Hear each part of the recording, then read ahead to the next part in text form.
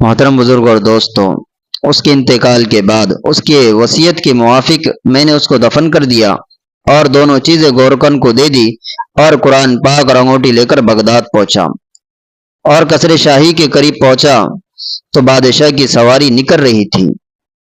میں ایک اونچی جگہ کھڑا ہو گیا۔ اول تو ایک بہت بڑا لشکر نکلا جس میں تقریباً 1000 گھوڑے سوار تھے۔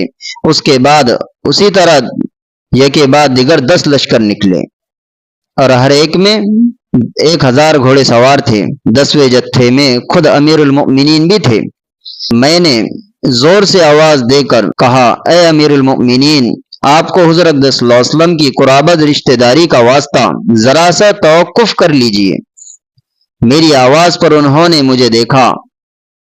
میں جلدی سے آگے بڑھ کر کہا کہ میرے پاس ایک پردیسی لڑکی کی یہ امانت ہے جس نے مجھے یہ وصیت کی تھی کہ یہ دونوں چیزیں آپ تک کے پہنچا دوں۔